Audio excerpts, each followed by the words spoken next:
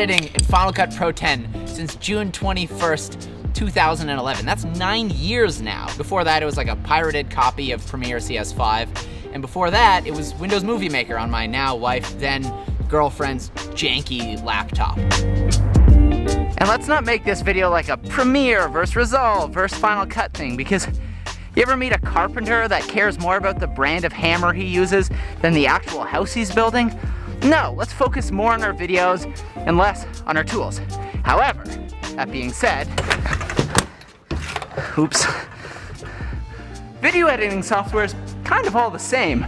It's just about letting you put one shot next to another shot, next to another shot. And if someone were to watch your video and think, oh bro, Premiere's so cool, or like, oh, Final Cut sucks, then you failed as an editor. So with all that being said, I am a Final Cut Pro 10 editor. I have been for 9 years, and I really like the app, and it's had a ton of just massive updates over the years that have solved most of the issues, but there's still this one glaring omission that drives me absolutely mad, and it's caused me tons of headaches over the years. You ready to find out what that is? Let me tell you. Keyframe control in Final Cut Pro 10 is absolutely abysmal. I know for a bunch of you, you heard that sentence and just thought, that'll never fit through the door. Probably heard that sentence and thought, yeah, Premiere rocks. And in that case, you'd be right. But I have a feeling a lot of you that are just getting started heard that sentence and thought, what are you talking about? So let's start at the beginning. Keyframing is essentially the act of effecting some sort of change to your edit over a period of time. Maybe that's fading the image to black at the end of your video, or maybe your talent started speaking too quietly, and so you had to raise up their voice or down their voice when they started yelling. Or maybe you were just trying to zoom in to add emphasis or show some other part of the frame. And for very basic functions just like that, Final Cut Pro 10 does a totally adequate job. But as you progress, as you grow as an editor, you start wanting a more fine-tuned control, more granular control over the way you make these changes. What you get in Premiere is this pen tool that allows you to essentially smooth out those edges between your keyframes. So rather than just being like off, on, off, you go off, on, on, on, on. And in Final Cut, you get nothing. Well, you don't get nothing, but you might as well get nothing. See, sometimes there is no option to change how this reacts. And sometimes all you get is the option to switch between linear and smooth. How smooth, you don't really know, and you cannot change that yourself. Now, let me show you why this is not only just like a limitation, but an actual issue. Maybe you've seen this in like YouTuber videos before, but sometimes they're like way over here and they say something that's just so random and they zoom in on themselves, but the zooming looks awful.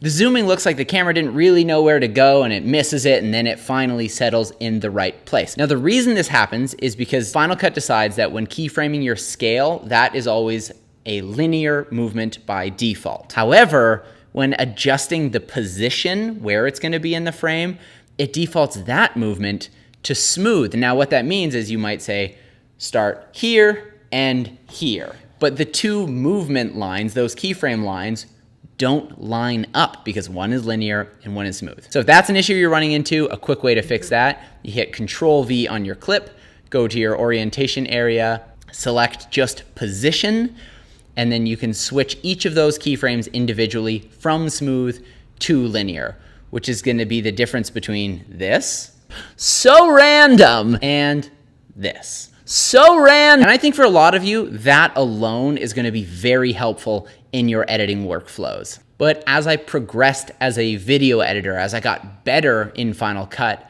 I started coming up with these ideas for shots and for sequences that I wanted to put together. Just years of making these over-the-top Instagram stories and more recently these YouTube intros, I was just confronted with this very real issue in Final Cut Pro 10. So I did what any sober-minded, responsible 30-year-old man does, and I took to Twitter to whine about it. Funny enough, this guy, Ryan Welburn, actually reached out to me and he was like, hey, I made a plugin to fix this very issue. If that's something you're interested in, we can make a video together. I forgot to get back to him about that. We never made a video together. But I did buy his plugin, and I've been using it on literally every single edit I have made since then, without exception. Every YouTube video, every Instagram story, every client thing, it is my most used plugin by a long shot. Hopefully, Ryan, you see this video someday and you smile and think, cool. The plugin is called Add Motion. I'm gonna head over to the computer now, and I'm gonna show you exactly how it works, what it does not does. If you're a Final Cut Pro editor, I think you are really going to find this helpful. Let's go. Okay, so the first thing we're gonna do here is open up Final Cut Pro, find ourselves a library. Apparently I have no footage in this library, so let's pull in that sexy stuff. Ooh, that's some sexy stuff. All right, let's grab all these. Import. So this clip is stunning, but because it's moving, it might make the effect a bit hard to understand. So I'm gonna start here with something static. So let's toss that onto the timeline, add our plugin, bloop. And you'll notice right at the beginning, that doesn't look good. And the reason for that is it's actually defaulting your A position, the start point, to be offset. And the reason it does that is so you get these two on-screen controls here. For those people that want to manipulate it this way, you can do that. Personally, I much prefer zeroing these out and typing it in manually. So with Add Motion, there are three main settings that I'm adjusting. The first is setting our in and out points, basically where the shot is going to start and where it's going to end. So for this case, maybe we'll start nice and wide, see the whole waterfall. And let's say at the end, we're going to adjust the B scale here. Maybe we're going to end just looking down here at the water. Currently, this is all I've done to the clip. You hit play. And yeah, it's not great. It looks very similar to what you would do in Final Cut if you just adjusted the scale and just adjusted the position and then switched those position keyframes to linear. Just, you see it start, you see it end, that's the whole thing. So we're gonna be changing how those keyframe transitions look from something very rigid like this into something nice and smooth by switching the takeoff, let's say, to ease, and the landing to ease as well. And you'll see the difference here. It's a little bit smoother. Same thing if we go to ease 2, it's a little bit smoother. And if we go to exponential, expo, that's the most smooth you're gonna see. You're probably looking at this and going, this looks bad. And you're kind of right, because there's one other setting that we haven't adjusted, and that's the duration. So here we type in how many seconds we want that camera move to take. But let's say we wanted to take 5 seconds, and we've got an exponential. That's the most curved setting that it has, and here's what we're looking at. So you're kind of seeing it. It's gonna start creeping in, do the zoom, and slow down. And that already is so much smoother than anything you can do in Final Cut. So if you're just looking to have a digital zoom that's believable, like maybe an actual human did this, that's all you need to do. And again, you can change how that looks by adjusting how long it takes. Let's say 10 seconds. We're really gonna feel a very slow zoom happening here. It's gonna ramp up in the middle and then really slow down at the end. And I think that alone is worth the price of admission. Now, there's also just so much more you can do with this plugin. It doesn't need to be just zooming in or zooming out or moving over or something like this. You can actually fake transitions with this type of effect. So not only do I have this wide shot of the entire waterfall, I also have this tight shot of the same waterfall. So what I'm gonna do here is I'm gonna overlay this shot on top, and I'm gonna drop the opacity so you can see both shots. And I'm actually just gonna shrink this one down and line it up to where it would have been on the waterfall. And I hope this is gonna make sense for you in just a second. Now what we can do is add an adjustment layer above both of these clips here. We can put our Add Motion plugin onto that. And essentially what we're gonna do is zero out our starting point, and we're gonna make it so that our end point zooms all the way in until that new tighter shot fills the frame. Now what's gonna happen here is it's gonna look terrible off the bat. It's gonna just zoom in and then it's gonna click to the other shot. So what I'm gonna do here is adjust these to both be exponential zoom, and it's gonna take, let's say, 4 seconds. So now we can watch this zoom.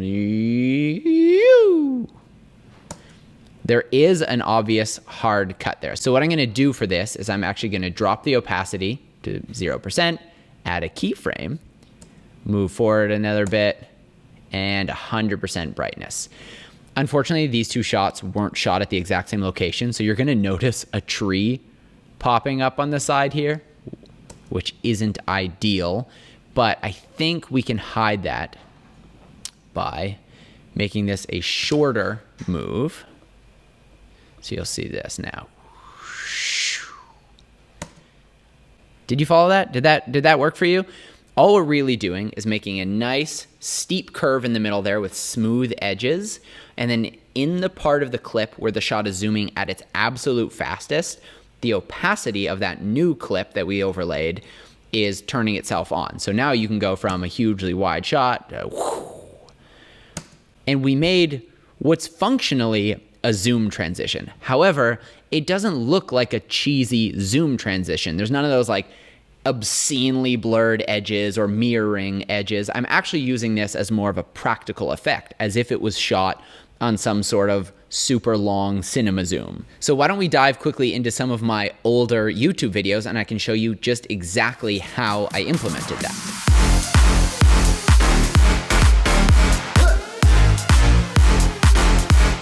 This right here is my timeline from the Skydio video I put out just last week. And here's what we're looking at. You hit play. The camera has a quick zoom in, which is the exact effect I was showing you before.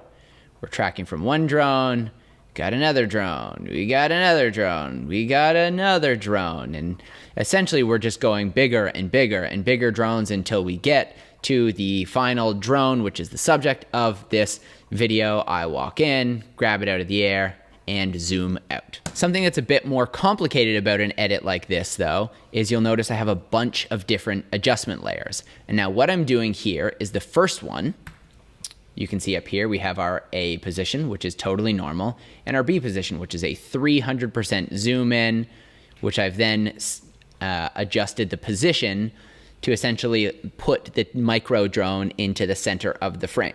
If I were to turn off all these adjustment layers, you'd just see drones kind of disappearing. You know, there's just hard cuts between this. It's really a very simple edit. I just use that plugin to essentially trick the viewer into thinking that there's some like green screening or some masking going on. But really, the camera movement is just hiding any of those cuts. And that the moment when the drone like pops up or disappears is actually just out of frame. This first adjustment layer, the shot starts fully wide and zooms into a very specific point. Now you could add a new adjustment layer and go from that very specific point to a third point, essentially going A to B, B to C, C to D, etc., etc. However, what I like to do is I'll actually copy and paste this exact same adjustment layer next to itself. And then up here, you can change the move from A to B to B to A. What that's going to do is ensure that your next movement starts at the exact same place the last movement left off at. So essentially here, I'm just saying, okay, obviously I don't want it to zoom out all the way. What I want it to do is make its way to focusing on this second drone. So we'll find that other shot, and I'm just timing it out to make it look nice and smooth. So for this example, I would actually just speed up that duration, basically shifting where the move takes to a bit earlier. So let's say maybe 2 seconds, move in here, and then on across these clips. I'll just copy and paste the same one, go back to this, reverse it once more. So from B to A, back to A to B, and so on and so forth. And that's essentially how I make a sequence where the camera is constantly moving smoothly from one point to another point. It's the same effect that I used here at the beginning of my EOS R review. It's the same effect that I used here at the intro to my X100 video where I'm zooming in and out of this laptop screen. It's the same effect that I've used in countless Instagram stories and IGTV videos where I'm just trying to focus your attention on a specific part of the frame, or I'm trying to pull back to reveal some other important part of the frame. And listen, this video is not sponsored by AddMotion in any way. Ryan has no idea that I've made this video, but I am not exaggerating when I say there are just endless ways of using this plugin, ways that I figure out project by project. And to tell you a little bit more about that, I have to tell you about our sponsor, which is Storyblocks. Storyblocks is an incredible resource where you can get super high quality, unlimited stock footage to add all this sort of extra flair to your videos. I've used it in the past to trick you into thinking I bought a Tesla. I've used it as transitional footage from day to night when I'm in the city and forgot to shoot any of that B-roll. In fact, I have a few projects coming up in the future where, well, I don't want to spoil that for you. Never mind. But beyond just subscribing to the super high quality stock footage, they have so much more. They've got an awesome sound library. They have After Effects and Apple Motion templates. But why don't we get a little bit meta here for a second? Because that animation at the beginning of this ad read, I actually created earlier last year using the AddMotion plugin. This wasn't something that Storyblocks had provided to me. I just care about the way my videos look, and so I wanted to have this kind of cool, fancy website looking animation to tell you about Storyblocks. Essentially, each one of these clips just has an AddMotion effect layered onto it. So you can see this one takes us from, you know, a small zoomed out to a full screen thing. This next clip is then just moving that Storyblocks logo into the top corner. Same thing here using AddMotion. I'm literally just then sliding in a white square to line up underneath it, kind of creating a header. And then finally coming in from the side, I've got other screen recordings of their website sliding in. So this isn't just about zooming cameras into your stock footage. You can also use it to animate your titles and, I mean, entire web design sequences if you really wanted to. If you're looking for shots of bubbles, or hold up, ooh, all that beautiful nature footage, if you're looking for all the best shots of nature ever, just go ahead, search like forest or nature on Storyblocks. You're gonna find some absolutely stunning shots. In fact, I found some shots in there earlier that inspired an entire sequence that I'm gonna shoot in the future, just because there's shots that I would want to use, but I wouldn't be able to get those shots, but they make a great establisher. So look out for that in the future. Click the link in the description. Storyblocks, I love you. This was a bit of a weird video for me to make. You know, I don't typically make these very talk and edit heavy videos. I like to make different types of videos, but a lot of you have been asking about this, and a lot of you have been facing the same issue in Final Cut, so I thought, you know, I should probably tell you about this plugin. It's truly saved my butt. Oh, I forgot to also tell you, I mean, I know we're not in the Storyblocks ad read anymore, but at the beginning when I like coughed out bubbles, those bubbles came from Storyblocks. I didn't green screen bubble blow, and okay, that's the whole video. I'm tired, man. One take wonder, bye. I've been edited. I choked, but let's do that. Can we do that one again?